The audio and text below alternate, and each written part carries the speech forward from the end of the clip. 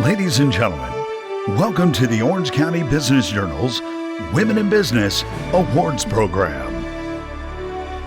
The list of winners from the first 25 years of the Business Journal's Women in Business Awards reads like a who's who of Orange County.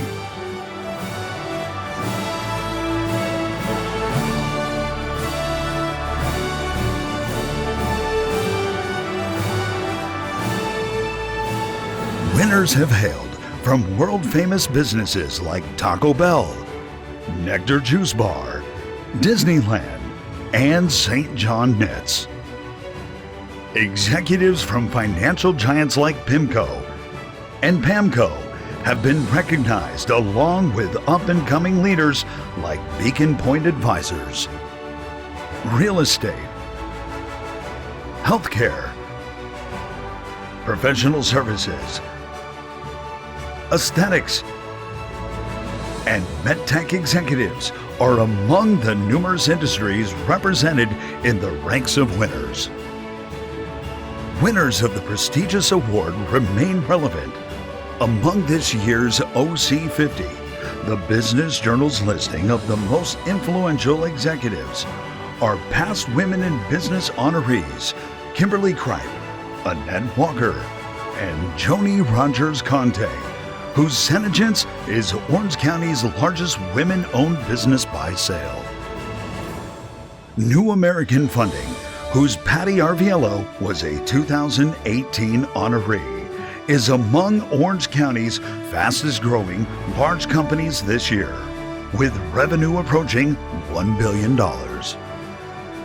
The Business Journal looks forward to recognizing the next generation of leaders, entrepreneurs, and innovators as the Women in Business Awards enters its second 25 years. And now here's Richard Reisman, publisher and CEO of the Orange County Business Journal, to commence the program.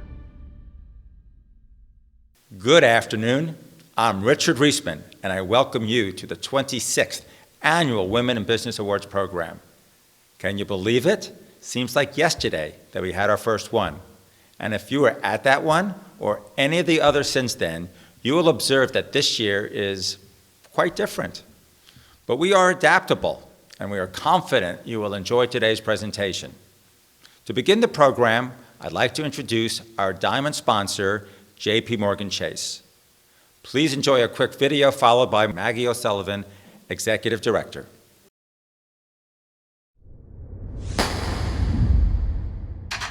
When you're on the move, there's nothing that can stop you. Let's go.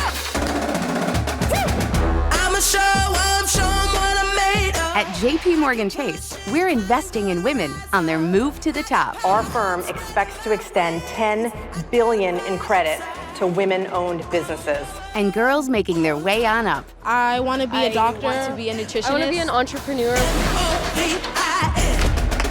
We're building a tribe of sisters that stand together at work. Amazing things happen when women help other women. And in the community. We've toured the country bringing out thousands of amazing women, all for Currency Conversations. The best financial decision I've made is understanding my worth. Women on the Move fuels female ambition. I'm feeling fully financially confident. As you should. And our game is strong. This is an investment in you. That's what the sisterhood is all about. JP Morgan Chase is the best culture on the planet for women. It's about listening, and the momentum that we can gather if we all do it together is pretty special. This is our moment. Turn it up, stronger, turn it up. It's your time, girl. WOMAN. Keep moving, don't stop. Good afternoon, everyone. I'm Maggie O'Sullivan, Executive Director at JP Morgan Chase and Vice Chair of the firm's Orange County Market Leadership Team. I'm thrilled to be here with you today. As the diamond sponsor of the 2020 Women in Business Awards, JP Morgan Chase stands with all of you as we celebrate a group of extraordinary female leaders from across Orange County. There is no doubt that women business leaders are an economic force, fueling both innovation and job creation. Great community organizations like the Orange County Business Journal understand that by supporting women in business, we are building the foundations for a better working world for everyone. All of us here today need to continue to empower and support women across our own businesses and networks. As we just watched on the film, my own organization, JP Morgan Chase, is creating powerful waves with Women on the Move. Women on the Move started as an internal program across the firm to accelerate networking and career growth for our female employees. In 2018, we expanded the program outside the firm to provide even greater support for our female business owners, customers, and the communities we serve. Women on the Move has 3 goals. First, internal, to increase the firm-wide representation of women, especially women of color, including at the mid-career and executive levels. Second, external, to support women-owned businesses and to help those hardest hit by the pandemic. Over a 3-year period ending in 2021, JP Morgan Chase will have committed $10 billion in lending to female small business owners and entrepreneurs. And third, to improve women's financial health by helping 1 million women make saving a priority and educating over 40,000 girls on financial health over the last 2 years. Outside of Women on the Move, JP Morgan Chase has invested $51 million in initiatives to benefit women over just the last year. This includes programs like Save Her Life, a $2 million commitment to support workers, particularly women impacted by the COVID-19 crisis, who need help building their savings. And also the Institute for Women's Policy Research, a $500,000 commitment for new research on the gender impact of the COVID-19 crisis, with a focus on how women can return to work, navigate childcare challenges, and prepare themselves to succeed in our changing economy. These are just a few examples, but with the right support in today's climate, not only will women lead Orange County to rebuild from this year's economic crisis, but we will also encourage more women to lead their own businesses in the years to come. And that's why we're here today, to celebrate not just the present, but the future. The Women in Business Awards program honors 6 exceptional business and professional Orange County women. And while there are only 6 award winners today, we are celebrating the over 200 outstanding women who were nominated. We have executives here representing some of the world's most popular consumer brands. We have nominees leading some of the country's most respected professional services and law firms.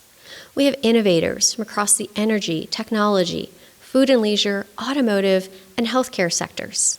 We are celebrating nominees who are frontline workers, entrepreneurs, founders, presidents, marketers, CEOs, doctors, educators, and humanitarians. Today, we congratulate the nominees on their successes and celebrate them all.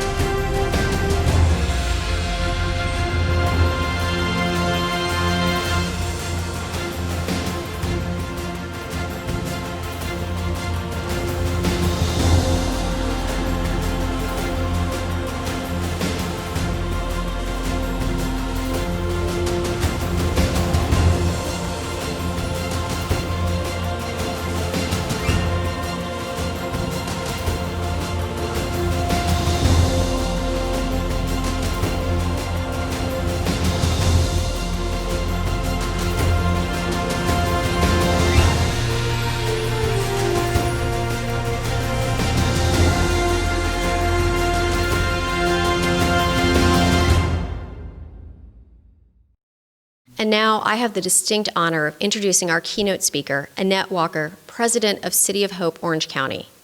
Annette is a visionary healthcare leader who has designed and executed enterprise-wide transformation for some of the country's largest healthcare organizations. In Orange County, she is realizing an extraordinary vision to transform American cancer care, overseeing the building of a billion-dollar world-class cancer center and network. This project is of unequaled scale for Orange County, and U.S. News & World Report described the development as the best cancer center in California. This unprecedented initiative for Orange County is part of City of Hope's commitment to eradicating cancer. It will bring breakthrough research, bring access to highly specialized treatment, conduct phase 1 and 2 clinical trials, and provide early detection and prevention closer to home for Orange County's 3.2 million residents. Annette has received many honors recognizing her leadership, including Modern Healthcare's top woman in U.S. healthcare, the Los Angeles Business Journal's Executive of the Year, the Orange County Business Journal's Top 50 Influencers, and she was honored last year by the Orange County Business Journal as the top woman in business. All of us are making an impact on this great community, and Annette is no exception.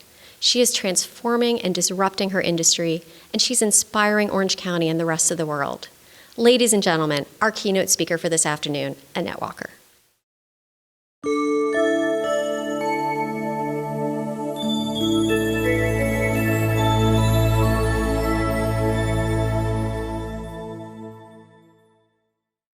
Maggie, thank you for that warm introduction.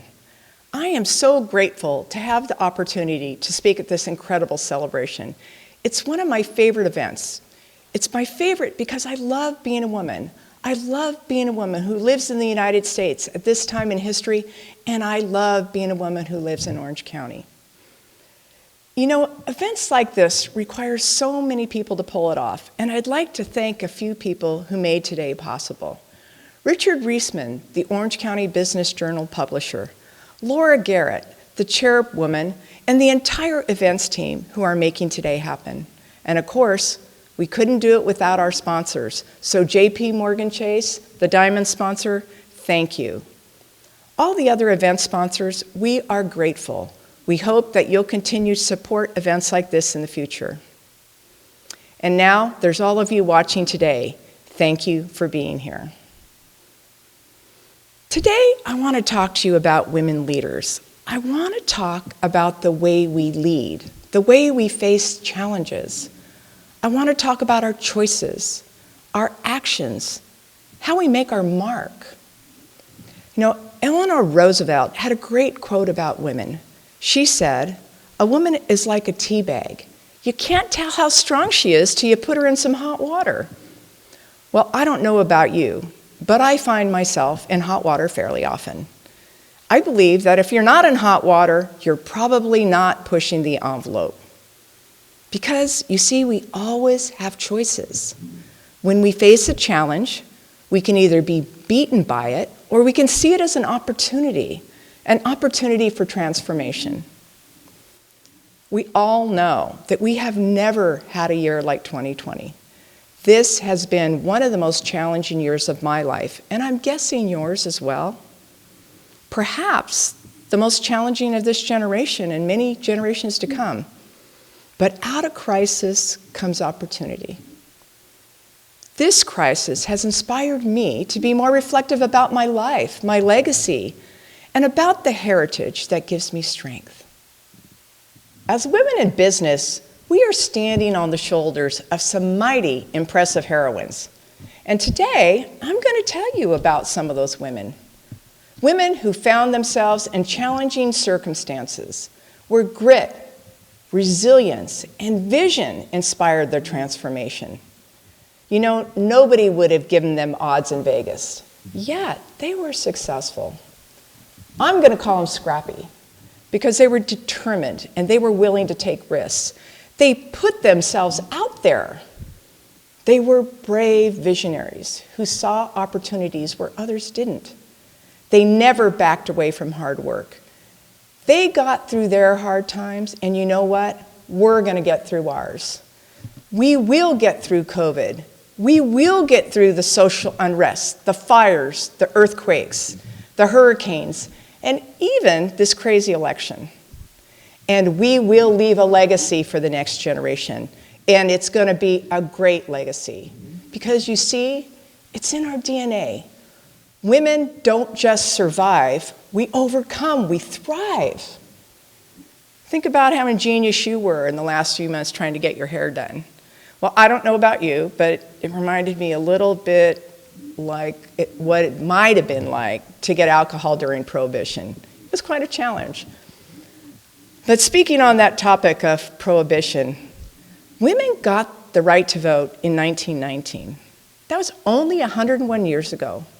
Think about how far we've come since then. Do you have any idea when it was legal for women to own businesses without needing a man's signature on the document? Or when women were allowed to take out loans independently?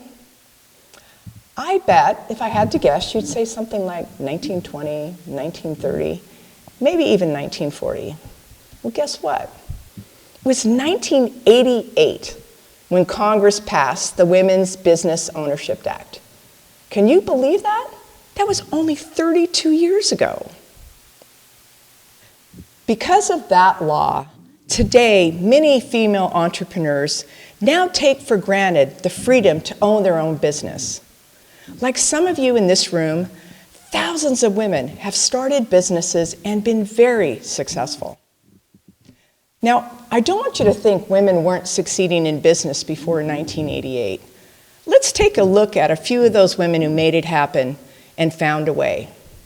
What was their motivation? Well, often they did not want to be social burdens. Some of them just wanted to be their own boss.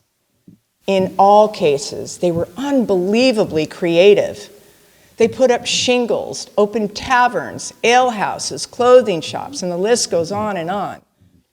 Some didn't have husbands or families, so they just did it on their own, despite incredible roadblocks. They indeed had to be scrappy. And you're going to hear their stories are filled with grit, resilience, and vision. In the early 1900s, there was a woman named Madam C.J. Walker. Obviously, she has a really awesome last name, but unfortunately, we're not related. But let me tell you about this amazing woman. Even before women had the right to vote, she became the first female self-made millionaire in this country. So how did she do it? Well, first, I got to tell you what she was up against. She was the daughter of a former slave, and she was unfortunately orphaned at the age of 7. Imagine that, the daughter of a slave and orphaned at 7. Later in life, she also suffered a scalp condition that caused her hair to fall out. So did she go home and hide? No. She chose to be transformative. She looked for the opportunity.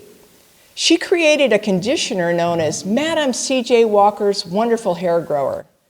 I actually wouldn't mind having some in it, but I think it must be something like Rogaine on steroids. She then opened a factory, and then she opened a beauty school. Her company, Madam C.J. Walker Manufacturing, went on to become the contemporary equivalent of $7 million. Now that's world-class grit. Next, I want to tell you about a woman named Lillian Minaj. You got to think of her as kind of the Etsy of her generation. Lillian was a Jewish woman who immigrated to the United States to escape the Nazis. In 1951, she started a mail order business named for her home in Mount Vernon, New York. She served as CEO of Lillian Vernon for 51 years. Lillian Vernon became a $200 million company before its sale. And today, if you need personalized items, it's still in business. There are many more great American women who overcame hard times and obstacles. They forged new paths when the world said they could not. You know, we recently grieved the passing of one of those women, Ruth Bader Ginsburg, the notorious RBG. She was so smart. You know, I'm a strategist, and I think she must have been too. But who would have thought to use a strategy to influence men about discrimination by defending men who were being discriminated against? Ruth did. And then who gets confirmed by the Supreme Court Justice 96-3? Oh my God, unheard of. And a few weeks ago, we also lost Helen Reddy. You know, I have this image of Helen and Ruth outside the pearly gates, and then I hear Helen's song in my ears. I am woman, hear me roar. You know, I bet that didn't take long for those gates to open. And then there's Eileen Murphy, the founder of Think Circa. Eileen saw a need and created an organization focused on enabling literacy skills and teaching students how to use information, how to think critically, how to express their thoughts effectively. Sounds like something we could use a lot more of these days. On a lighter note, Julia Child. Oh my gosh, I love Julia Child. She was born in Pasadena. She had so many failures before she was successful. Did you know she failed her first cooking exam at Cordon Bleu? She didn't give up. She went on to change American kitchens and dining room tables all over the world. And then who could forget Lucille Ball of I Love Lucy? She co-founded Desilu Studios with her husband, but she changed television history and she paved the path for every single female comedian who followed her. Not only did she make us laugh, and she still does today, but do you know that she was the first woman to be pregnant on TV? There's many in this room, and I certainly remember, when it was trouble to be pregnant at work. Lucille Ball showed us that women can be pregnant and still work. And then what about some of our other modern day greats? And I'm thinking of Oprah Winfrey, Sarah Blakely of Spanx, and then Taylor Swift. Taylor Swift was a teenager when she overcame the rejection of the music industry and created an empire that was all her own. And we can't forget our hometown girl, Lindsay Snyder, carrying on the family tradition of running In-N-Out Burger. Do you know that business has doubled under her leadership? And I don't know about you, but those hamburgers are so good we don't even mind waiting in line. Now let's turn our attention to other successful women in Orange County. You know, the women who settled in Orange County often came with their families. They were pioneers coming to the Golden State, looking for a better life, to own land, to escape the Depression, the Dust Bowl. Most were hardy farmers growing crops, like lima beans, and of course oranges. I don't know how many of you realize how narrowly we escaped being called Lemon County. That's a true story. Can you imagine the housewives of Lemon County? Oh, I'm from the LC. I sure like the OC better. But, you know, whatever they were growing, it was hard work, and women shouldered much of it. There was a Swedish couple who settled in Costa Mesa, and they made their money farming lima beans. Now, those of you who know me know I have a lot of kids. I have 6 children, and people often ask me, how did you work and have 6 kids? And yes, I did have all 6 kids, and yes, I did work the whole time. And you know, well, I think about my mom, and my mom also had 6 kids, but she didn't have a dryer or disposable diapers. She had to do all that by hand. Oh my gosh, my life is so much easier. I have so many choices. But listen to this. This Swedish woman I was talking about, the one who was married to the lima bean farmer, by the way, her name was Bertha Segerström. Bertha had 10 children. 10 kids. Well, if Bertha's not a saint, she should be. I am certain it was a lot of work raising those kids and building the family business. And you know, I bet when Jack heard about Bertha, he felt a little cheated. All he got from his beans was a lousy bean stock. Bertha's beans turned into South Coast Plaza. How about that? Now that's a return on investment. And then there were other women who came for different reasons. I think of Mother Bernard of the Sisters of St. Joseph of Orange. Mother Bernard and this small group of women built many schools and much of Orange County's healthcare infrastructure. They literally rolled up their sleeves and got it done. And you know, rumor has it, she also bought a car and drove it without the bishop's permission. That was a big no-no in those days. She's known for saying something that's one of my favorite quotes. God is going to give you something special to do that God won't ask of anyone else. So pay attention. She built St. Joseph Hospital in Orange County's first hospital. That hospital grew to become the flagship of a $6 billion health system with 25,000 employees that has given care to millions of people. In her case, there's no doubt that she had grit, resilience, and vision, but she also had faith. Next, Walt Disney took a risk when he hired this Orange County woman in 1940, Mary Blair. Mary was Disney's first female art director. My guess is that every person watching today has seen one, if not all, of her movies. Her credits include Cinderella, Peter Pan, and Alice in Wonderland. And she also worked on several projects in Disneyland. In fact, she created that wonderful, colorful display of nations, that wonderful song you can never forget, It's a Small World. So next time you hear that song in your head, thank Mary Blair.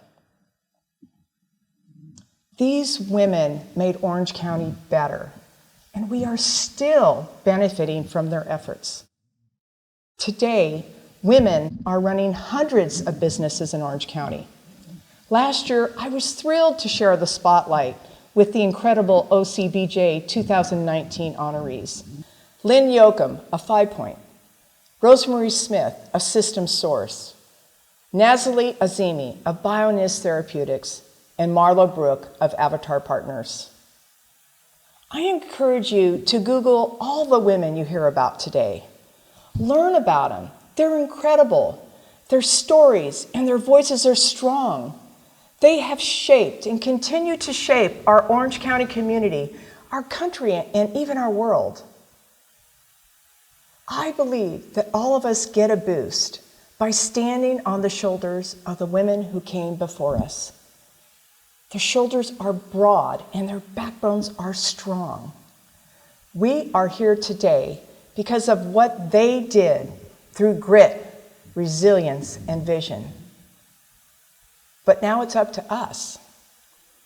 It's up to us to realize our place in the succession of strong women. You know, I have one more woman I want to tell you about. She's a very personal inspiration to me. Believe it or not, she was a bold teenager. She had no education. She couldn't even read or write. But she did amazing things in very stressful circumstances. She did not accept defeat. She instead chose to lead and transform. Can you guess who I'm talking about? Malala, the Pakistani activist. Greta, the Swedish environmentalist. Those are good guesses, but they're not the one. This teenager had no military experience, yet at the age of 17, she convinced an army of men to follow her, and she led that army to victory for her country. I don't know about you, I have a hard time getting my husbands and kids to follow me, so think about that, an army of men in the 1400s. Amazing. I'm talking about Joan of Arc. Joan said, "I am not afraid. I was born to do this." And I'm going to share something with you because I'm sure there's days you might feel like this. And this is a little secret I have. There's days when I know I need to put a little more courage on, days where I have something hard to do, and I know I'm going to lead just a little more. Well, what I do is I put on my Joan. Well, I literally put these socks on. And they inspire me and they give me that edge. So let me challenge you. What's your legacy going to be? Who will you inspire? When are you going to be brave? How can you lean upon the legacy of all these great women? You see, I believe that every woman in this room, every one of you listening today, you were born to do something remarkable. And I want to remind you that you, and only you, were chosen to do something special. So pay attention. Our time together is almost over, so now I'm going to wrap it up. You know, in the years to come, our daughters, granddaughters, and even great-granddaughters, they're going to talk about us. They're going to talk about our grit, our resilience, our vision, the mighty women who made it through the great pandemic of 2020. And you know what they're going to say? That we were the women who kept the hearts and souls of our families and teams together. That we were the women who comforted and took care of the sick and those who passed away. That we were the women who took that extra step to make a missed graduation, birthday party, or even a quarantine wedding more memorable. And yes, that we were the women who supervised online school while running a board meeting. Yes, they're going to talk about us. Because you see, we're writing our chapter. Right now, we are determining what the history books are going to say. You know, let's change that word. Not history book, but her storybook. Let's celebrate the women whose footprints are right now leaving an impression. The women who are going to be honored today by the Orange County Business Journal.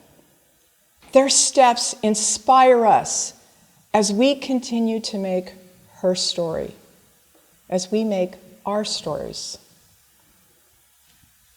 You know, I can't tell you how much I wish we had been together in person today, but I know that someday soon we're going to be. So thank you for being here to celebrate these great women, both past and present. And on those days when you need a little boost, I want you to remember that you were born to do this. You were born to do great things. Thank you. Today is a really significant and important day for Orange County because it marks the beginning of our realizing our dream to bring City of Hope to this community. When we came together, we really spoke two different languages. One of us speaks a language that has the basis of real estate and community building. The other one, they spoke the language in the medical field. And the fact that through trust, we are where we are today says so much about when people and individuals have a common belief in mind that amazing things can happen. What I hope when people drive by or perhaps see it from the freeway or get off the train, I hope they look to this building and this campus as a beacon of hope, a place where they can go, where their family can come for hope and healing.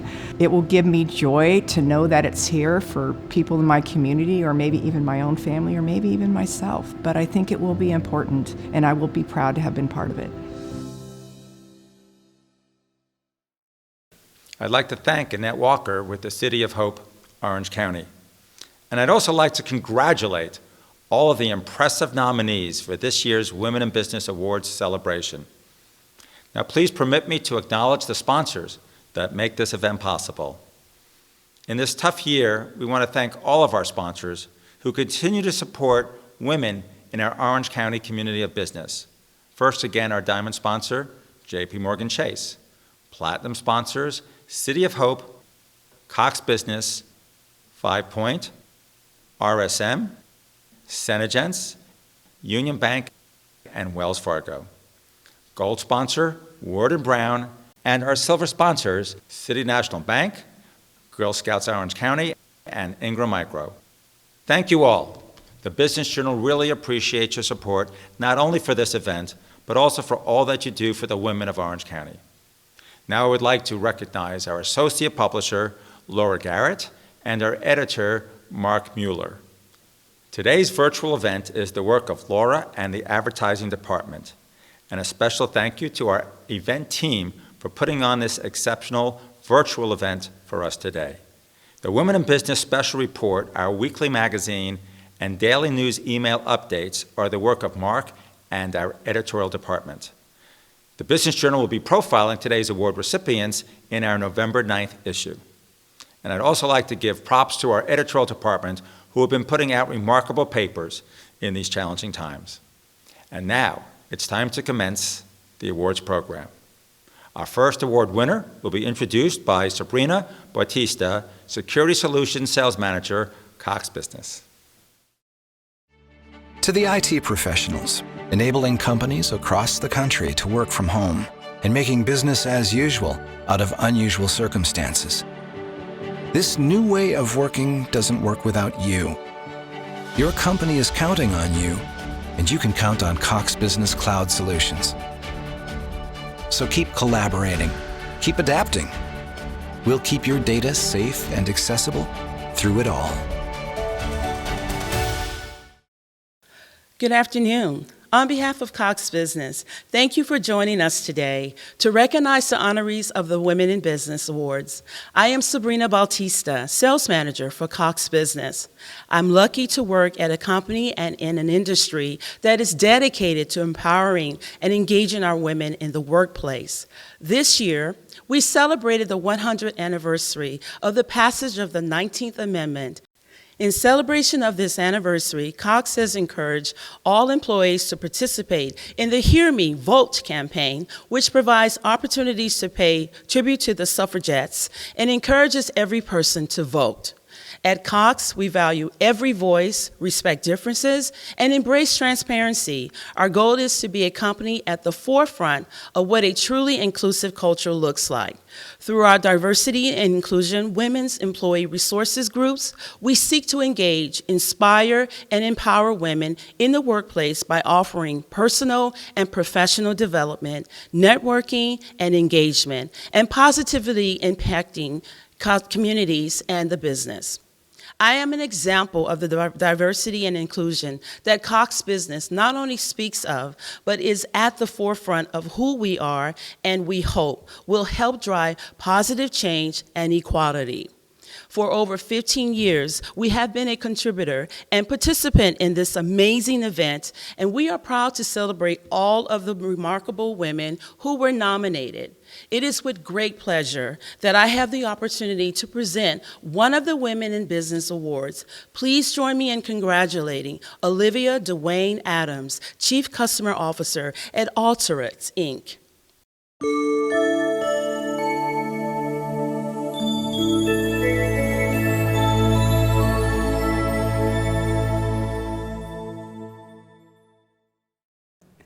Congratulations, Libby, on being a recipient of the Women in Business Awards. We are so excited for yourself and for Alteryx. Would you mind sharing with us about your company, Alteryx, and what your role is? Absolutely, thank you. Alteryx is the leader in analytic process automation, and we're empowering and enabling our customers through our technology platform, the ability to bring any and all data sources together and automate analytic processes that are driving business insights across the organization, while also those customers are investing in their talent, in upskilling and reskilling their teams to take advantage of all of the data assets across their enterprise. And Alteryx actually is a global company. We are over 1,500 employees worldwide, 18 offices around the country, with our global headquarters right here in beautiful Irvine, California.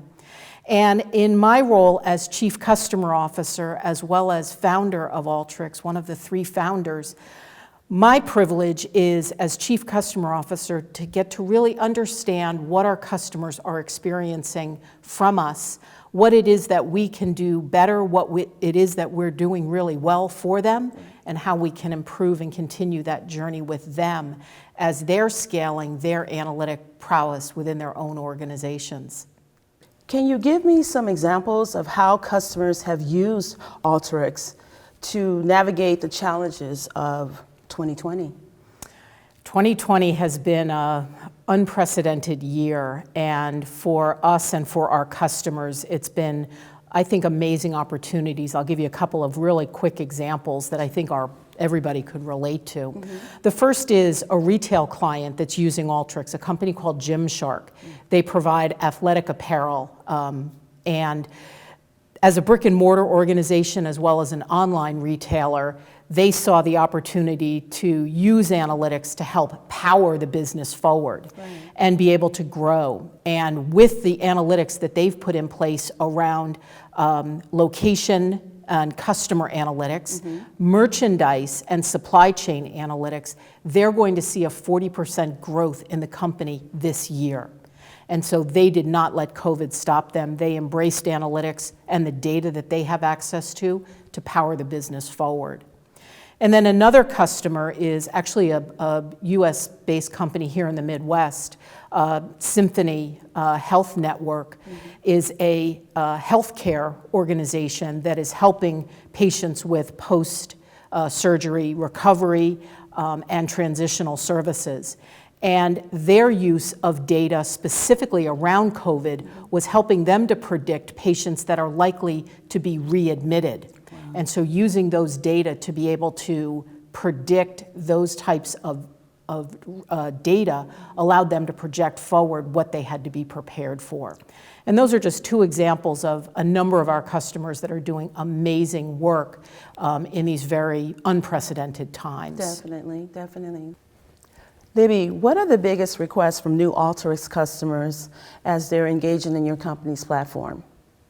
You know, it's interesting, Sabrina, because when companies are getting started, when our customers are thinking about how they're starting their journey to build an analytics culture, they're so frequently just so excited about the little efficiencies that they're finding when they're using the Alteryx platform for data analytics. Sure. And as they move forward on their journeys, actually really quickly, they move from simple problems that they're solving to really complex problems that are driving really large efficiencies for the organization.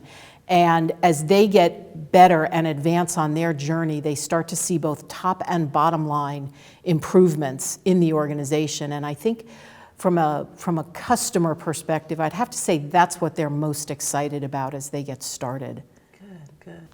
What's the biggest surprise with your customers as they're being onboarded? Actually, I'll give you two stories of how they're most surprised as they're onboarding. The first is the excitement that they get when they see the level of engagement across the Alteryx community. Sure. The Alteryx community is both an online platform as well as an offline community. And what our customers tell us, even before they become customers and they go and look at the community online, they always tell us how excited they are about how engaged the community is. Sure. And how when they asked a question, in a very, very quick response time, they get an answer back. And they say that to them is a clear indication of how engaged and excited this resource is going to be for them as a customer. Right. And then they'll go on and talk about how on the community they find out that they're helping other people who aren't even customers yet, but they're asking questions about Alteryx. Sure. And then the other level of excitement happens within a customer's own environment. As their users get started, they start to talk to each other, right. And they start to see the excitement with each other.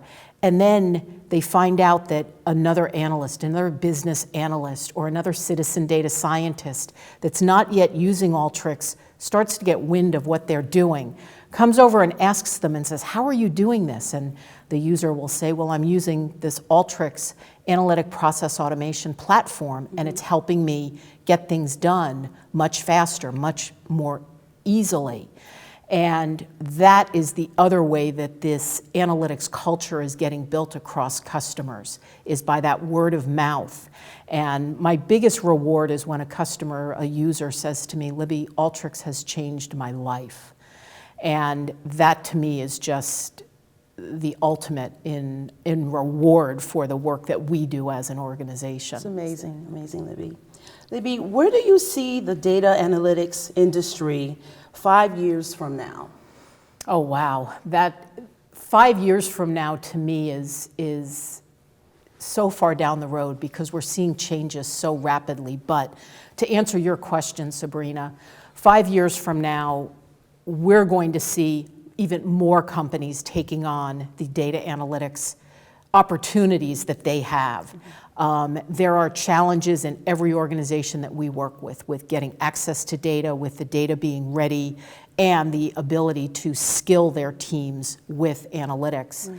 And so that ability for us as a global analytic technology company to be able to serve this global community is very rewarding, because we know companies, especially in this environment that we've been working in, are seeing the opportunities to get those data insights and be able to drive the business from decisions being made from the data as opposed to decisions being made from that, what my gut's telling me or what we've always done. And so the growth and the opportunity we see as a tremendous growth path for Alteryx. It's a $10 to $15 trillion market opportunity globally. And we want to make sure that we're enabling companies to take advantage of that. Thank you, Libby, for your candor, and thank you for your time. I've had such a wonderful meeting with you today. And again, congratulations on being the recipient of the Women in Business Awards. Thank you very much. It's a privilege. Absolutely. Up next is Lynn Yoakum, Chief Operating Officer, 5 Point, to announce our next award winner. Good afternoon, everyone. I'm Lynn Yoakum, the Chief Operating Officer at 5 Point Holding. In 2019, I was honored to be a recipient of the Women in Business Award. And today, I was more honored to be a judge and be able to get to know over 200 nominees for the same award. This afternoon, I'd really like to introduce one of the award winners, but first I want to tell you a little bit about 5 Point.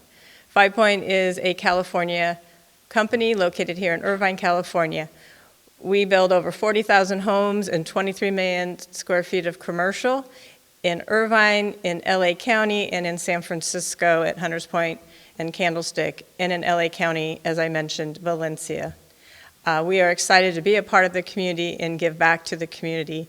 And now it's my pleasure to introduce one of the recipients of this year's Women in Business Awards, Talia Nevo Hakohen, Chief Investment Officer with Sabre Healthcare REIT, who has a shared vision for a better future.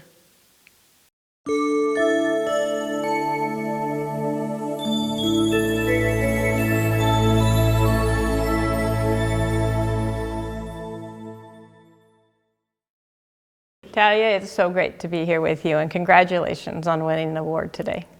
Thank you so much, Lynn. It's really an honor to be here. And on behalf of myself and my company, Sabre Healthcare REIT, I thank the OC Business Journal and you. Thank you.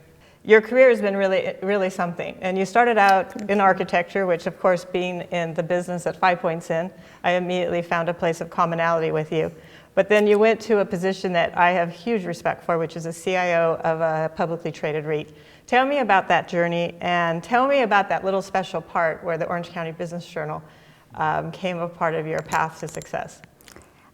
So that's an interesting story. I was originally an architect. I ended up deciding to leave that right on the brink of a real estate recession in the late 80s, early 90s, and found myself at business school, then at Wall Street, and then eventually I made it out to the West Coast to work at a different healthcare REIT. Several years later, when I had decided that I really did want to stay in Southern California and I was starting to look for a new position, I got my daily OC Business Journal headlines and email, and there was a discussion there of Sun Healthcare announcing that they had decided to spin off their real estate from their business operations, and Sun Healthcare was a skilled nursing company. And I thought, I don't know this company, and they're down the street from me. How is this possible? And boy, I wonder if they want anybody to work at their REIT. And so fortunately, there was information there about the investor call they were going to have, so I listened to the call, and I knew all these research analysts from Wall Street who were calling in and asking questions. And I literally, while the call was going on, I emailed someone I knew from Wall Street, and I said, should I be talking to this company? And they said, absolutely. And they sent me Rick Matros's direct dial. And after the call was over, I called him and I said, you should either hire me or put me on your board. And he hired me. So it was really thanks to the OC Business Journal that I am where I am, and I am here today. So thank you. Well, that's a great story, and that's why it's so nice to be able to share conversations with you. Tell me a little bit about Sabra. How have they invested? What's their operations strategy, and how has that changed over the course of this last year? Certainly. So we're a publicly traded healthcare real estate investment trust. So we invest in the real estate where healthcare operations occur. We focus primarily on skilled nursing facilities, senior housing, which is independent living, assisted living, memory care type product, as well as some specialty hospitals in our portfolio, psychiatric, pediatric, and others. We had great plans for a lot of growth this year because we thought we had tailwinds, and COVID shut down those tailwinds for everybody and us as well. I'm sure you've experienced that in your business.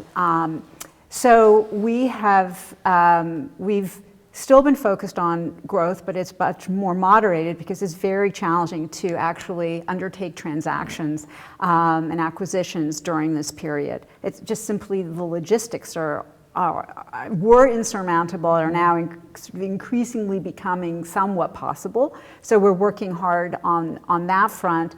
But we've also spent a lot of time thinking strategically about our portfolio and what we can do within, which is also an exciting opportunity, I believe. The other thing we've been doing very intensively is focusing a lot of our resources on understanding what is happening in our portfolio, which means in skilled nursing, in senior housing, working with our operators, many of whom are tenants, some of whom are managed properties for us, and make sure, they have the things they need, and if we can help, whether it's procuring thermometers because that's what people couldn't find in April, or working to get PPE for some of our operators if we have the ability to, through our channels, to acquire that and then use that to connect them to suppliers, or even providing information.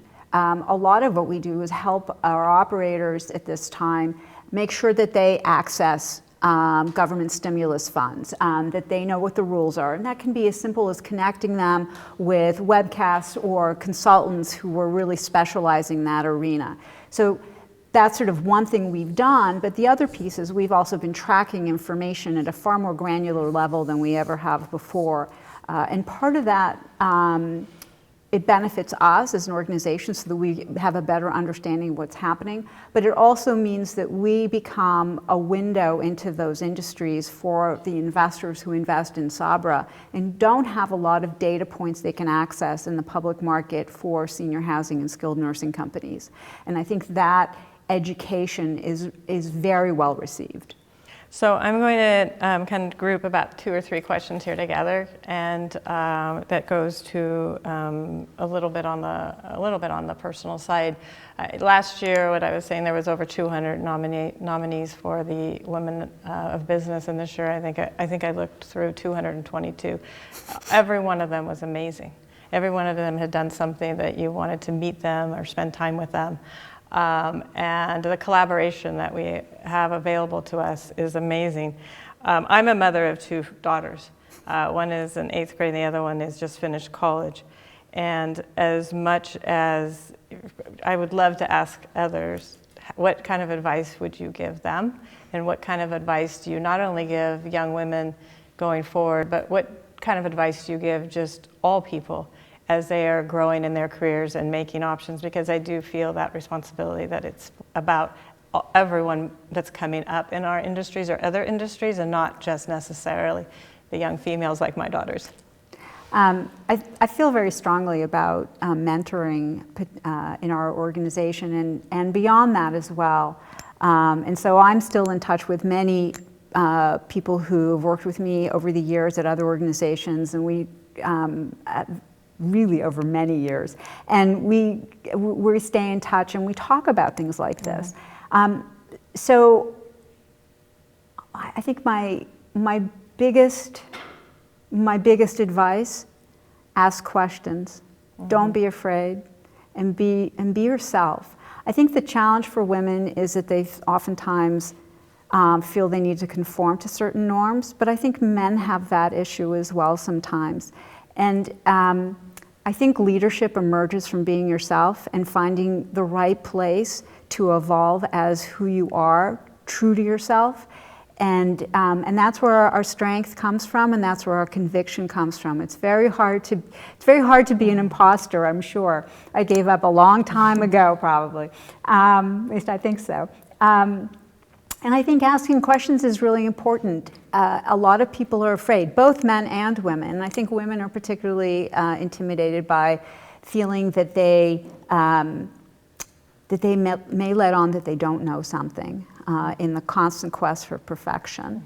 And I think the best thing you can do is allow yourself some vulnerability and ask questions, because once you ask questions and you start getting answers, you learn, and you learn exponentially faster. Now I'm going to wrap up, but I have one last thing I want to ask you, and that is your career and your life has taken you coast to coast. You have gone down many career options and paths and never hesitated to jump into something new, even if it's calling from an OC Business Journal article. As you look to the next 10 or 20 years, what is a couple things that you absolutely see yourself doing that you haven't done yet? A couple things. So one is definitely more involved in corporate boards. I'm on several charitable boards, and I love that work. And the other thing that's really near and dear to my heart is rescuing pit bulls. And so my husband and I have a fantasy of one day having a place where we can rescue them, particularly seniors and others that don't get adopted easily. And that's just because we really love dogs. Well, thank you, Talia, and thank you on behalf of all the women that are a part of the Orange County Business Journal's Women of Business.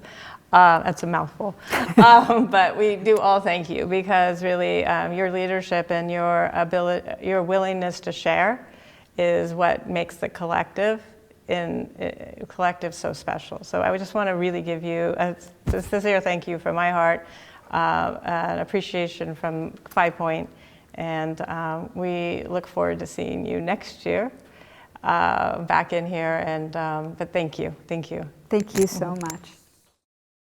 Moving along with the program, next to present is Manishi Parikh, Vice President, Market Executive, Wells Fargo. Our primary customer are the Vietnamese American sending money back home. After the pandemic started, people cannot go out and send money. Our business went from 100% to zero overnight. So with the help of Wells Fargo, we create a tool for the customer to send money online. It is more than just money. It's creating opportunity for the people back home. It is a pleasure to be here today. My name is Manishi Parikh, and I am the Market Executive for Wells Fargo's Orange County Commercial Banking business. I'm extremely privileged to work for an organization that values what women bring to business and is also extremely supportive of all the things we deal with outside of work. So nothing brings me more pride than to be able to introduce our next award winner. Last year, she was appointed as the global chair of her organization's litigation and trial group. Needless to say, she is extremely accomplished, and I'm excited to be able to speak to her one-on-one. So with no further ado and much pleasure, I'd like to congratulate Michelle Johnson with Latham & Watkins as this year's Women in Business awardee.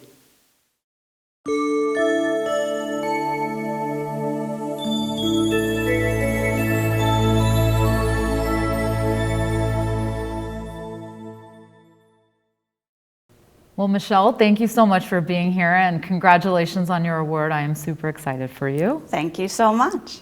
Well, during this process, I actually got to talk to you a little bit and hear about your story and your journey to be where you are today. And so I was hoping that you could share something from your background or all these years of being a lawyer that have kind of shaped who you are today.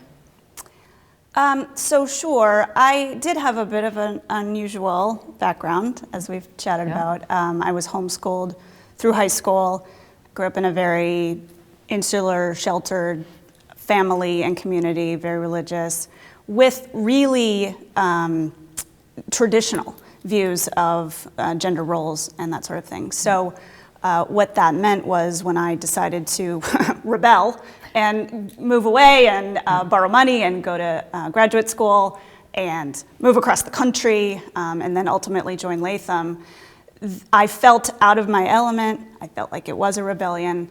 And that sort of created, I think, grit and a sense of, even when I'm not comfortable in a situation, project that I am, project calm and confidence.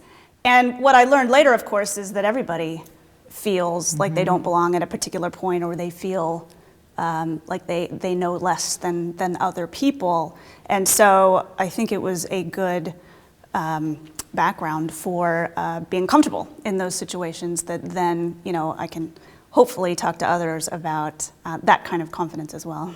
Yeah, that's great. And clearly your rebellion worked out for you, so that's great. Whenever I think of law and the profession in general, it's a very demanding career from what I have envisioned. And you are at the top of your game, and you have 4 kids at your house, all between the ages of, I believe, 6 and 14. And so I'm curious, how do you balance that out, balance out both aspects of your life, and what advice do you have for people that are looking to have that balance in their life? Well, it's very different right now, of course. When the pandemic started, I had the 4 of them all sitting around the kitchen table being homeschooled. 2 of their other cousins were there because they had been out for spring break and got stuck, basically. And so I had 6 kids being homeschooled. I'm home in the middle of the day, in the kitchen making bread. And I said, where has my rebellion gone? Here I am back. But normally, the only advice I would say is that each season is different and changes. Having babies is one challenge, having little kids is one challenge, having teenagers is one challenge. I'm sure I'll find out what the next one is. And I've always approached my profession as there's never going to be a really good time to take on this new challenge or opportunity. Let's do it now. And same with the kids. There's never going to be the perfect time to do whatever. Lean into both and know that whatever season it is, it'll change, and soon. That's great. You kind of had me at the fact that you had time to bake bread, so that's good. You're finding time to do everything. I did sourdough before COVID, just for the record. Did you? My starter's 5 years old. Starter, that's what everyone talks about now. That's great. And then I guess I want to transition a little bit to more of a current topic that, we've been talking about lately, and that's Ruth Bader Ginsburg. And she's been such an icon to so many people, and particularly with your profession. Right. So I'm curious, what impact has she had on your life, and what are your thoughts on her as a person? An absolute inspiration to so many. We forget how recent some of the equality under the law changes in this country have been. She argued a case during our lifetime. She argued a case that allows us now to get a mortgage and buy a house. That didn't, in our lifetime, that was not allowed in this country under the law. So she is an absolute, as you say, icon. She embodied this ability to take on the patriarchy by bringing them along with her. She wasn't a rabble-rouser, she wasn't a rioter. There's a place for that. Yeah. But she was the one who brought along change little by little by little until she changed the world. So that's so meaningful to so many of us. Yeah, that's great. I definitely agree with everything that you've said. And I appreciate you being here, and just congratulations again, and you're very deserving of this award, and I'm really happy that I was able to present it to you. Thank you so much. It's been an honor. Great. To announce our next award winner is Kirsten Aguilar, Executive Vice President, Marketing, Senegence. Together, we are powerful. We are powerful. Together, we are powerful. From the young up-and-coming distributor to the crown princesses and queens, all of us had to start somewhere. Continually evolving. 6 offices. United States. Canada. Mexico. Australia. New Zealand. Hong Kong. Hundreds of crowns. Hundreds of crowns. Dozens of trips. Dozens of trips. From the start, a better friend, a better woman, A better wife. A better sister. a better mother, a better mother. A sisterhood of strong, courageous women from countries around the globe. We unite, we serve, we love. And when we get to where we're going, we will look back and say, these women are worth it. My family is worth it.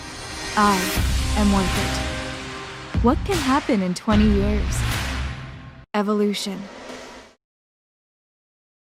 Hello, I'm Kirsten Aguilar with Senegence. We are proud to be a sponsor of today's Women in Business Awards. As an Orange County-based company, we provide amazing skincare and cosmetics and a business opportunity to women all over the country and all over the globe, and I am just excited to be here today and have you join us to learn about other amazing women in business who are making an impact and doing good works every single day. It is my honor to present the next Women in Business Award to a dynamic woman who is changing lives every day all around Orange County and beyond. Please join me in congratulating Deidre Pujols of Open Gate International and Strike Out Slavery.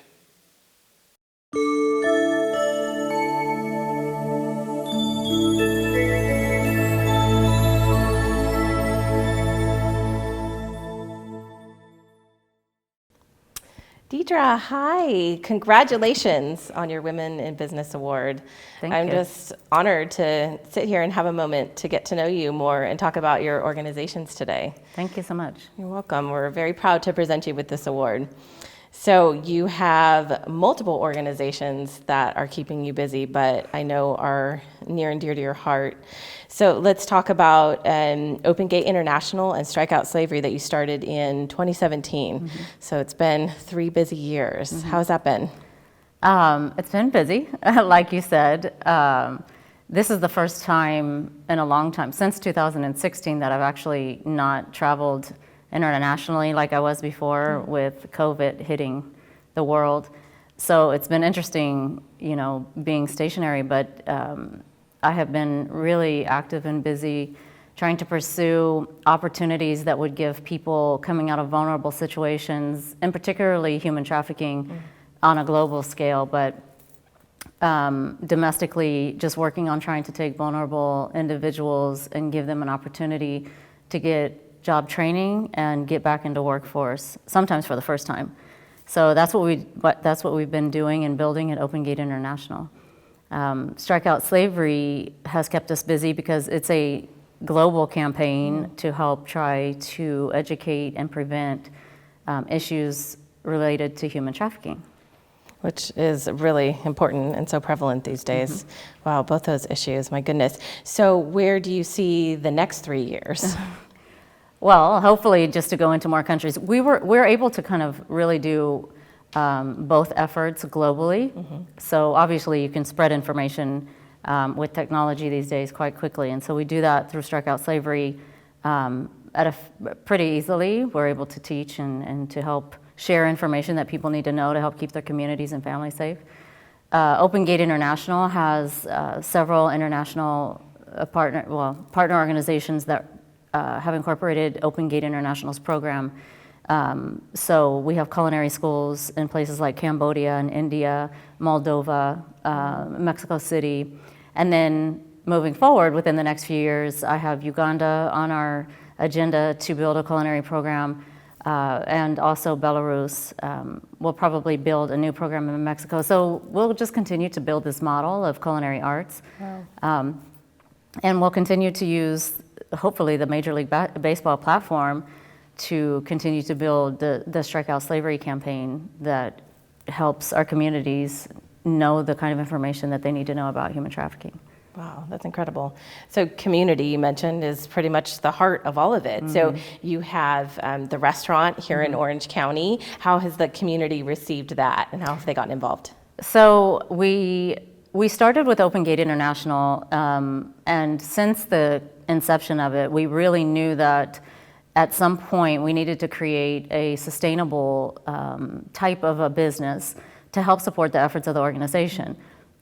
So what we did was we created Open Gate Kitchen, which is, our menus built from the ground up. Chef Cynthia has done an amazing job. So she built our menu. She has taken several of our students who've graduated and employed them with Open Gate Kitchen. So we are open to the public here in Costa Mesa, and it's an opportunity for, it's a social venture, so it's an opportunity for the community to come and really participate, not just, filling up their stomachs with a good meal, but also to give back to their own communities. And I'm a pretty big advocate for not only, wanting to make a global change, but change actually starts in your home, and then it goes into the areas that your life impacts. So for us, that's Orange County.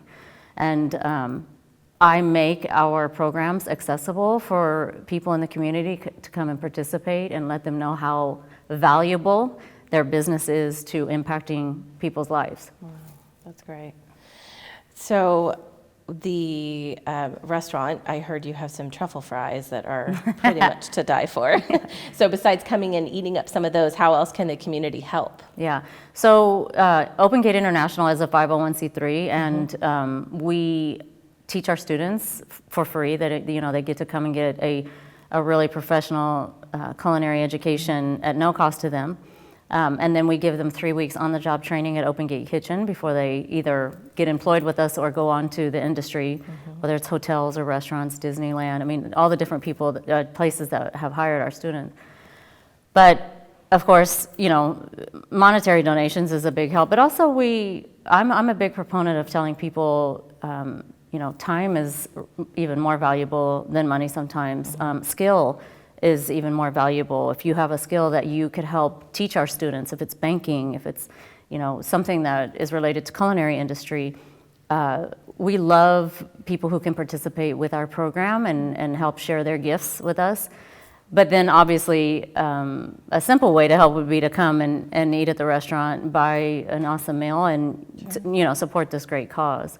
So we are open Monday through Fridays, here in Costa Mesa, and love having people come through, and we love sharing our story. We have graduates' stories on the walls so people can see how their lives have been totally transformed, and it makes us proud. So what was your inspiration behind starting these organizations? In 2016, I really felt called to go out and understand better the efforts of human trafficking. If anybody knows my husband and I, we've had an organization called Pujols Family Foundation since 2005, and that's to help individuals with Down syndrome, and we were doing work in the Dominican Republic, where my husband's from. But then in 2016, I was just, it was more spiritual for me, but just felt led to kind of study this issue, learn more about it, and I just traveled all over the world in 2016 studying it. So it really is that being able to take all the information that I learned back home and just sit down at the table and say, what in the world can I do about, what I see, what I've seen, and what I've heard. So I have entrepreneurial DNA. I love culinary arts. I've studied with some great chefs during my life. And I just kind of sat down, and between myself and a couple of my team members, put together this project that was, let's design a culinary school that we can help, the broken and vulnerable individuals, one, learn their value and identity, purpose and passion. Like, let's get the most important thing. So we have a life skills component that actually complements the culinary school. Because for me, if I just teach you how to cook, but you never, something in your heart never changes or in your life never changes, like, you're not gonna keep your job long, you're still gonna feel bad about yourselves, and just some of the things that people wrestle with. So the life skills component is actually probably the most important piece of everything that we do. And once the person builds, confidence and gets their purpose and feels excited about their life, they're some of the most incredible people to teach. Yeah. So. Yeah, and it sounds like you're in there every day, just being a part of it. Yeah, Wow. when I was in the season of traveling, of course I was not, but now that COVID's been here and it's been grounding me, it's been a good thing, and we're just building business and training and doing what we do, which is cooking and having a good time. Making the good out of all of it. Do you see yourself as a mentor?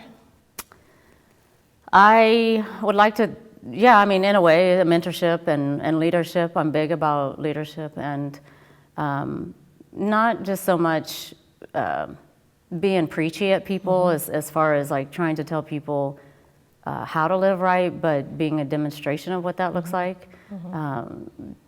Having the opportunity to love people in the place where they're at when they're challenged and don't know better, that grows me up a little bit, but it also just really teaches me more the importance of grace and meeting people where they're at and helping them grow up. So yeah, it is definitely mentorship. It's leadership and knowing that all of those people that are coming through our organization and also through the business, they're ambassadors for what we're doing, what we've created. So I take that pretty seriously, and I let the students know, I let the employees know that they are an example of what we're doing. So if they do something wrong, it's a reflection of everyone, not just themselves. So you kind of try to start teaching them accountability and character and the importance of what you represent.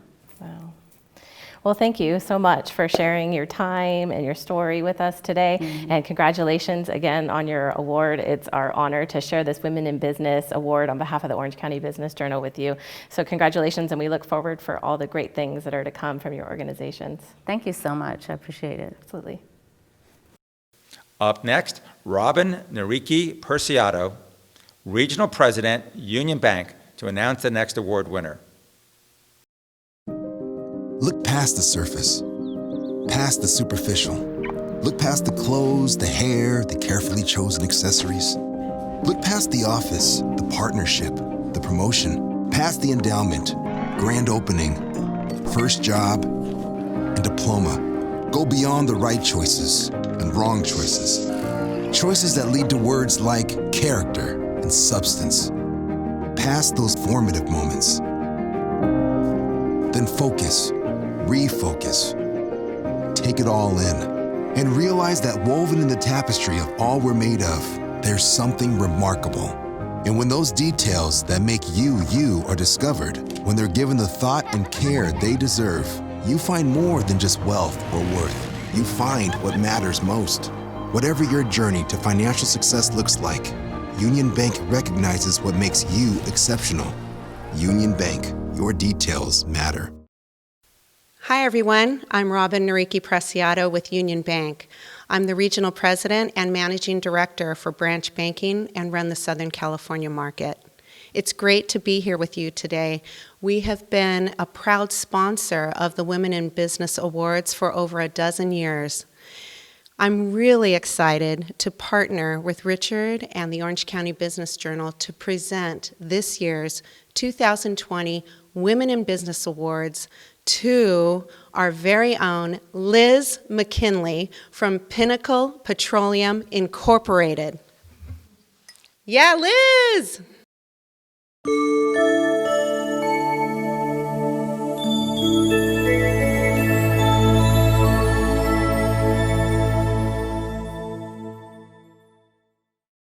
So hi Liz, congratulations again on being a Women in Business Awards winner. Thank you. Yeah, it's great to get to know you.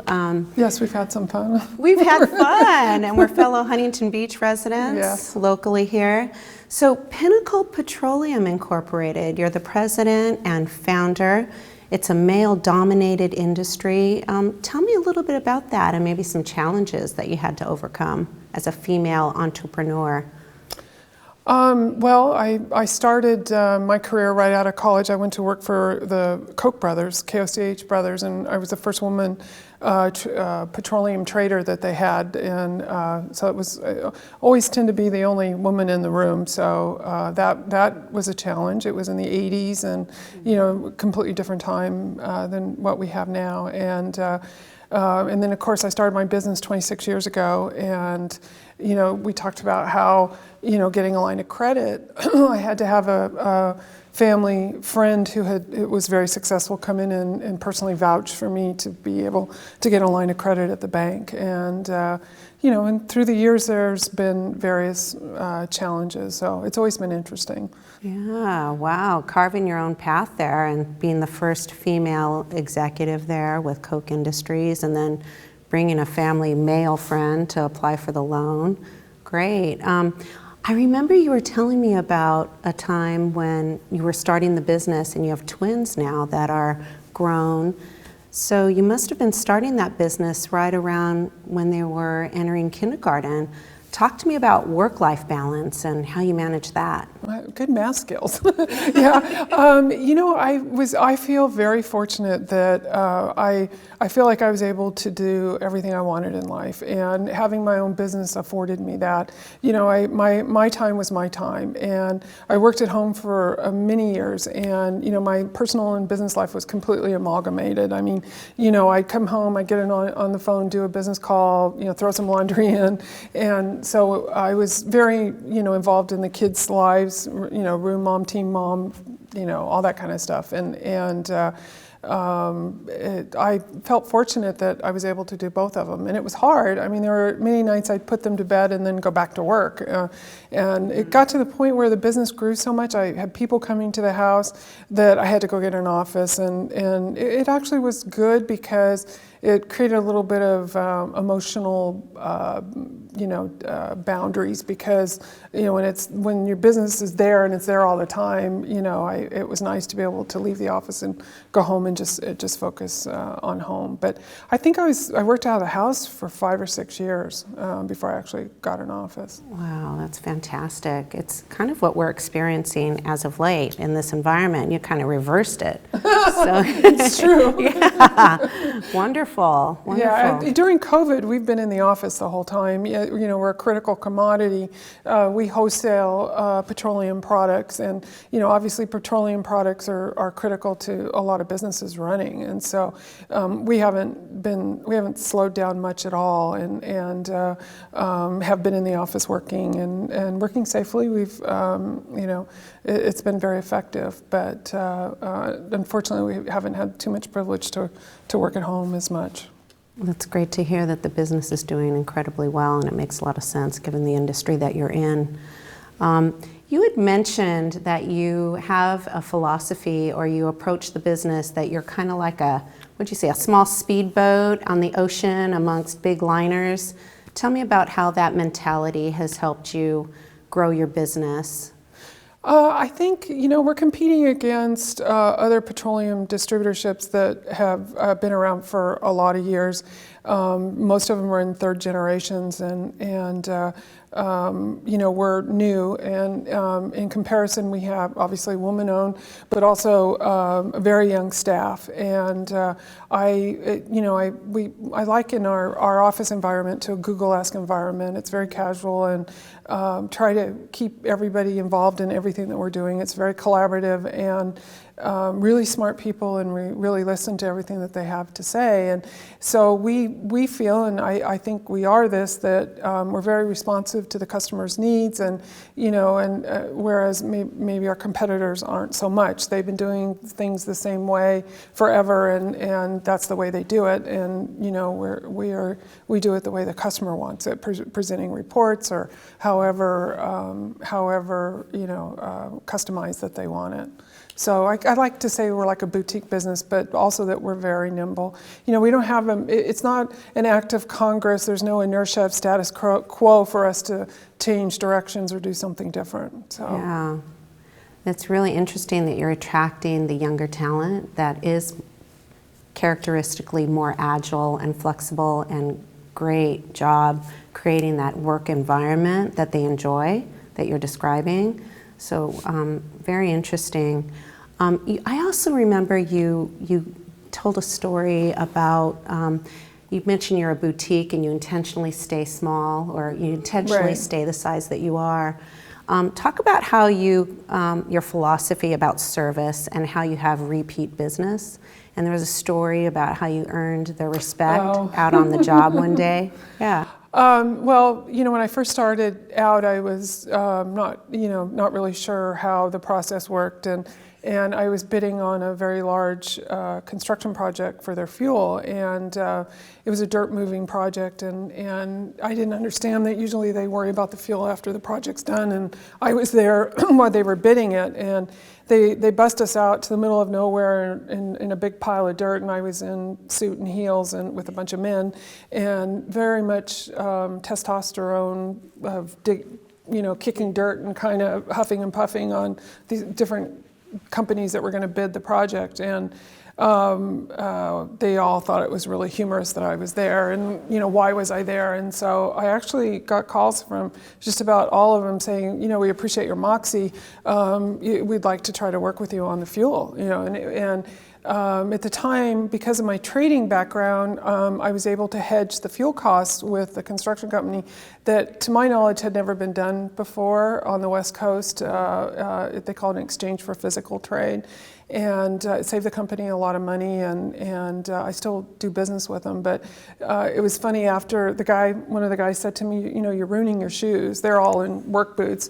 And I said, it's okay, And so when they announced the winner of the contract, which was a $1 billion contract award, a guy called and he said, I think you can afford some new shoes. I love it. So, I love it. Yeah. Well, thank you so much for sharing about your journey and your progress and giving insights to the audience out there. And again, it's been a pleasure, Robin. Really. Oh, it's fun. It's fun. I look forward to connecting with you again. But Liz McKinley, Pinnacle Petroleum Incorporated, congratulations on being our 2020 Women in Business Awards winner. I'm very honored. Thank you. Yeah. And here to announce the J.P. Morgan Chase Women on the Move Award winner is Maggie O'Sullivan, Executive Director with J.P. Morgan Chase. Thank you, Richard. When you think about success in business, which words come to mind? Some people might say status, seniority, or even power. But in order to be a successful woman in business, the definition of success takes on a whole new meaning. According to a recent CNN report, only 14% of top management positions are filled by women. Success then becomes a matter of defying expectations, overcoming the odds, and creating opportunities to succeed where they might not otherwise exist. No one knows this better than the women here today. We all define our success in different but connected ways. In my own career at J.P. Morgan Chase, I have had support which has provided opportunities for me to be successful. 2 years ago, after spending almost 25 years at the firm in Michigan, an opportunity opened up for me here in Orange County in Southern California. Today, I lead J.P. Morgan's multinational corporations team across the West Coast. In this role, I lead a specialized team of bankers dedicated to working with companies that have invested in the U.S. from overseas and have sales of up to $2 billion. I'm also vice chair of J.P. Morgan Chase's market leadership team for Orange County, and am involved in the firm's strategic decision-making and civic engagement in Southern California. I owe a lot of my own success to the example set by the many strong, successful women in my family who came before me. My great-great-grandmother, who ran a factory in Brooklyn after her husband died. My grandmother, who did all of her work for a PhD at Columbia but was denied her degree because she was a woman. Then she went on to be a teacher, raising 3 children on her own. And my own mother, who raised my sister and me to always set the bar high and stand up for ourselves, a tradition that is now being carried on by my own 2 very strong-minded daughters. I was fortunate to have joined the firm out of grad school and to have been supported in my career, just as J.P. Morgan Chase has supported so many other women's careers. We have all taken different paths to achieve our success today. We are all women on the move. And this brings us to the final section of today's program. On behalf of J.P. Morgan Chase, I have the privilege of awarding the first annual Women on the Move Award. As an organization, J.P. Morgan Chase has long focused on the empowerment and advancement of our female employees through our own Women on the Move program. Today's award is emblematic of this program. As a firm, inclusivity is central to the work we do. Doing first-class business in a first-class way drives everything we do. Our commitment to integrity, fairness, and responsibility is the foundation of who we are. The recipient of this year's Women on the Move Award embodies all of this and more. Ladies and gentlemen, please join me in congratulating the recipient of the 2020 Women on the Move Award, LaShawn Stanford. LaShawn is a leading executive at UPS, one of the world's largest companies and most recognizable brands. She worked her way up from a frontline employee and has advanced into senior management. LaShawn joined UPS in 1998 as a driver when she was a mom raising 2 young children on her own. She soon found herself in the fast lane to success. In 2006, UPS was losing a lot of women across all functions of the business, but management noticed, in LaShawn's words, that she was getting it done. So they asked her for help.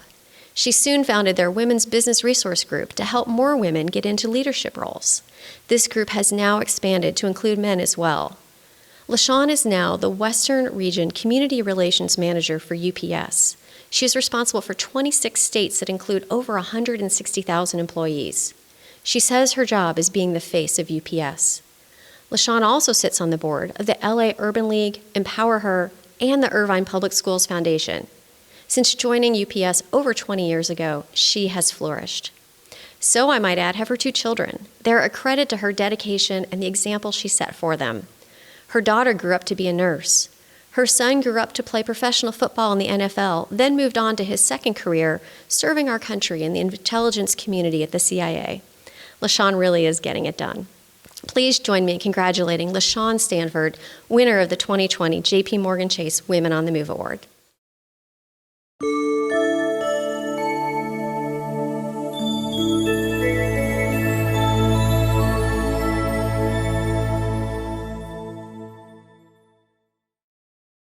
LaShawn, once again, congratulations. You have had such a fascinating career, and you have such a great story that not many people can tell. And so now we've got an opportunity just to chat so we can learn a little bit more about you and your background. I love your story as starting as a driver and working your way up. And again, very unique story. When you were approached by management, what did you think? What was your reaction? I'd love to know how you felt about that and why you took them up on it. Well, Maggie, originally, when I was approached, I didn't know really what to think. I was going through a divorce, and I came on with UPS needing a job. And I was just there to do the job. Obviously, senior leadership saw something in me that I didn't see in myself. And I was like that cat on the fence. They kept pulling me, wanting me to come on board into a leadership role, and I kept saying no, because I didn't think that I was ready for it. And so once I finally embraced it, and I just began to make it my own. That's amazing. I think what you just said really resonates. We had a women's event last week, and Condoleezza Rice spoke, and she talked about how important it is to have people around you who see things in you that you don't see for yourself. Yep. So I think that's exactly it. So what did you find once you moved into management? What was it like? It was very challenging. I had to figure out how was I going to figure this thing out and manage people where I hadn't managed people before. Mm-hmm. And I just said to myself, LaShawn, just be yourself, stay authentic, and be consistent and fair.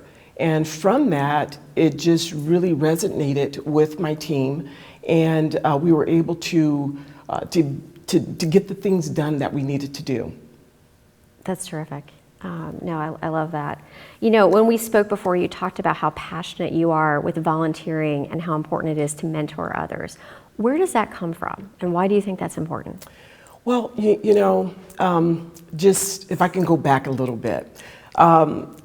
My dad was in construction, and so I wasn't one of those girls that grew up with the golden spoon. And so there was many nights where we had breakfast for dinner, if you know what that means. Mm-hmm. And there was times where we had a special lunch or special dinner, and that would be going to McDonald's. That was a huge treat for us. And so I've always remember being humbled and grateful for the things that I have. And as I navigate through life and work at UPS and be engaged with the people that I'm close to, I remember to stay the course and stay humble. And it wasn't always like it is today. It was really, really hard growing up. And so that gave me that sense of serving and being humble and helping others. And in 2006, there was a need at UPS where we were losing a lot of women in leadership roles due to responsibilities at home, being a wife, having children or raising their children. And it was really hard trying to juggle a career and home life. And so we start losing a lot of moms, women, to out of the workforce. And so we developed it was called Women's Leadership Development, and I was part of that back in 2006. And since then, we now have Women's Business Resource Group, which is an empowerment of women leaders within UPS. That's terrific, and really there's a parallel with that situation in 2006 and today. We see women in the workforce stressed with childcare and COVID and really very similar challenges as well. Yes. So the work is still going on. Yes. Is there anything else that you would like to do that you haven't tried yet? We'd love to know what's next for you. Wow. Never say never. There's so much work out there that need to be done. I'm just really, really grateful and blessed to be in a position to serve and to, it's really funny when I think back that how I've become a mentor to people that I didn't know that they were my mentees. And so your actions, the way I move, the way I speak, people are looking, people are observing. And how did LaShawn get there? How did LaShawn do this? And seem seamless at times when at the end of the day it's really, really hard. It's a hard job being a mom. I'm a mom of two, went through a divorce, working full-time at UPS as in management, a leadership role. And so there's a lot of responsibility that comes with that. And when you have mentees and people that are looking up to you for guidance, you have to lead by example, and you have to set an example. But I tell everyone that I talk to remain authentic, be yourself, and you have mentors throughout your life. I mean, one of my mentors is a male. So it doesn't necessarily have to be a female to female or male to male. You will find that your mentor could be of the opposite sex. So with that, it just allowed me to see what else is out there. So my next chapter, I would say, I would like to work with underprivileged women and give them an opportunity or a chance and help path the way for them and show them there's a lot of opportunity out there, but it's not going to be just given to you. There's some work that goes with it. And so be able to help them and guide them and give them that opportunity that maybe someone hadn't given them. Wow, that's wonderful. Yeah. That's great advice for everyone, I think. Well, unfortunately, that's all the time we have for today, LaShawn. And I know this isn't going to be the last time we hear from you because I think you're amazing. Thank you. So once again, thank you for coming here today, and congratulations on the Women on the Move Award. Thank you. Yet again, it doesn't matter if it's live or virtual, we have a great group of winners. Organization presidents and founders, officers of multi-billion-dollar public companies, one of the country's leading litigators. Our winners today represented industries that are not that well represented by women executives, and they served in positions that women don't represent in appropriate numbers, and hopefully comments like this will soon not be necessary to even make. As always, while today's winners are incredible, there are so many other extraordinary nominees that we can be assured of great award recipients again next year. I mean, think about it. This is the 26th year we have recognized 5 women. And yet again, the quality of the accomplishment is outstanding. Finally, let me thank all the people at the Business Journal who made this event run so smoothly. And so pleased that you could join us this afternoon. And congratulations again to all of our nominees and award winners. Candidly, as great as this was, we look forward to seeing you in person next year at the Orange County Business Journal's 27th Annual Women in Business Award Program.